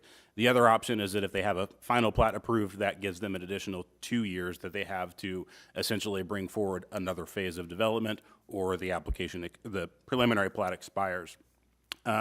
The first final plat by the City Council was in 2023, which is the work that's ongoing in the subdivision today. As Mr. Salisbury mentioned, that's one of the projects that's kind of nearing completion to be accepted, which means they'll be able to start building homes in that development. The 2 years, though, after the final plat was approved would have been December 11th of this year, just a couple of weeks ago. So the UDC would require that if no further development has happened by that time, or the applicant hasn't submitted a request to the council to keep the preliminary plat valid, the preliminary plat expires as if no development occurred. So in your packet, you'll see we worked with the applicant. They submitted their request on December 4th to ask for a 1-year extension by the City Council. The applicant's here to answer any questions. As you know, the first plat is nearing completion, and they're actively working on plans to submit to staff here probably first couple months of next year for the second plat. And so staff feels with the progress that has been made, there's been no substantial changes to the plat overall. It's a reasonable request by the applicant to keep it valid for 1 year while they work towards submitting the second plat for review. So if approved tonight, the applicant would get a 1-year extension, provided they don't file a final plat in that time frame, in which case they would get an additional 2 years based on the UDC. So a lot of time frames, a lot of code requirements. That being said, staff does recommend approval of it. The applicant is here this evening if the council has any questions about the project. Okay, thank you. Any questions of staff at this time? Does the applicant have anything they wish to add at this time? Good. Okay, all right, sir. Any questions of staff or the property owner and developer? If there's nothing, I'd entertain a motion to dispose of this item. Mr. Mayor, Ms. Abdel-Gawad? I move that we approve Resolution 25-54, the Saddlebrook preliminary plat extension. Thank you, ma'am. Is there a second? I'll second the motion, sir. Thank you, Mr. Holman. Motion's been made and seconded to approve Resolution 2554. Any further discussion? Hearing none, all those in favor of the motion? Motion carries unanimously, 7-0. Thank you. And the last item under new business, could I please have the first reading of Bill 4006 by title only? The first reading of Bill 4006 by title only. An ordinance of the City of Raymore, Missouri, amending provisions of Chapter 130 of the Raymore Code of Ordinances to adjust the operation and management of the municipal court. Thank you, ma'am. Is there a staff report? Thank you, sir. I'd ask Mr. Zer to make a staff report on this agenda. Thank you, Mr. Fairborn. Mayor, members of the council, before you this evening is Bill 4006. For the last 2 years, the Office of the State Courts Administrator Municipal Review Unit has conducted an audit of the Raymore Municipal Court policies, procedures, operations, and administration. Each of those 2 reviews have resulted in some alterations and some adjustments to the Raymore Code of Ordinances. You may recall a couple of months ago, we had the first go-around with prior changes. The current proposed changes, based upon the results of the audit, which were provided a couple of weeks ago, had 2 proposed changes. They were changes to Section 130.080 and Section 130.280. Section changes for 080 would include changing from 10 days to 15 days for the municipal judge to provide his monthly municipal division summary report, and 15 days for the payment of all fines collected during the preceding months not previously paid. The other change would be Section 130.280, and that was going to alter the way that the judge appoints a replacement judge or a special judge in the event of the judge's sickness, absence, or disqualification. So our current municipal judge would previously be able to appoint a special judge. In the past, they have done that when there's been a conflict of interest between them or when our municipal judge isn't able to be present. Now it will be required to go to the presiding judge for Cass County in order to make that designation. That's what you have before you this evening. I'm happy to answer any questions that you might have. That would conclude my staff report. Thank you, sir. Any questions of Mr. Zur? Seeing none pop up, I'll entertain a motion to dispose of this item. Mr. Mayor, Ms. Abdelgawad. I move that we approve Bill 4006, amendment to Chapter 130 of the Raymore City Code. Thank you, ma'am. Is there a second? Yes, sir, I will second the motion. Thank you, Mr. Holman. Motion's been made and seconded to approve the first reading of Bill 4006. Is there any further discussion? Hearing none, all those in favor of the motion? Motion carries unanimously, 7-0. Thank you. We'll now move on to the public comment section of the agenda. If anyone from the public care to address the council on anything this evening, they can step forward and state your name and address for the record and keep your comments to 5 minutes or less. All righty. Don't see anybody coming forward, so we'll close the public comment section and I'll move on to the mayor-council communication. Ms. Abdelgawad, you want to start out tonight? Thank you, sir. I'll just start with a couple of things. First, just a huge congratulations to our Raymore Public Works staff on their reaccreditation. I thought it was really impressive, the statement that less than 1% of public works departments across the state received this accreditation. And impressive also that we received it with full compliance and 2 model practices. So kudos to our public works leadership and their staff. And then finally, just a personal note, I am happy to see that some of the more contentious items that we discussed this evening will be able to move forward, despite some maybe not full understanding of fellow council members on the topics. And I'm excited to see that Raymore will continue to develop, move forward, and grow just as our citizens have asked us to do. Thank you. Thank you, ma'am. Mr. Holman. Just Merry Christmas to everyone. I don't have anything else, sir. Thank you. All right. Thank you, sir. Mr. Barber. Thank you, Your Honor. Mr. Salisbury, congratulations to you and your staff and for your reaccreditation. And again, I'm just going to echo Abdelgawad's words at 1%. That's pretty awesome, and it shows. You can tell it with our city and what you do for the streets and curbs and all that. It does show. And then I'd like to wish everybody a Merry Christmas, Happy Holidays, have a safe and Happy New Year. Thank you. Thank you, sir. Mr. Burke. Thank you, Mr. Mayor. I watched the show Santa Claus is Coming to Town the other day, the classic Rankin and Bass, you know, with the puppets. And I noticed that all the bad people in the show were lawmakers and police. But I did notice it came out in 1970, so that might have been some politics there. But anyway, I just thought that was funny. The other thing I wanted to say congratulations to my son. He's now a veteran. He got his paperwork in the mail today from the Veterans Administration, and he went in to basic training during COVID. He sat in a barracks for 2 or 3 weeks and did nothing while they waited to see how many of them were sick. We didn't see any of his graduations. We didn't see any of his AIT stuff. So that was 1 year we didn't see him. And then in 2024, he was deployed to the border for a year. So on his contract, he's not allowed to leave Missouri. He has to be a resident of Missouri, but he wasn't allowed to be in Missouri for most of that year. So we welcomed him back about a year ago from the border. And hopefully he will take all those things. And man, I said, dude, if you ever, 10 years from now, you want to run for office, wow, look at your resume already. So I'm very proud of him. Thank you, sir. Mr. Circo. Thank you, Mr. Mayor. Yes, when it comes to veterans, you know, Nathan, your son, graduation, awesome job. We really, I know you're very proud of him. I'm proud of him as an Army veteran. I'm proud of anyone in the military. Mr. Burke, your son, now veteran, graduated, what, 4 years, 3 or 4 years? Appreciate that. Congrats to him. Anything comes with the veterans, I know the mayor too, we're very excited about that stuff. You know, it's really great that our country has our veterans and our active military. Mr. Salisbury, you and your staff, you've earned the right to have, we got the accreditation, you and your staff, great job doing that. We appreciate all that. Don't want to make it long, do want to wish everybody a very Merry Christmas.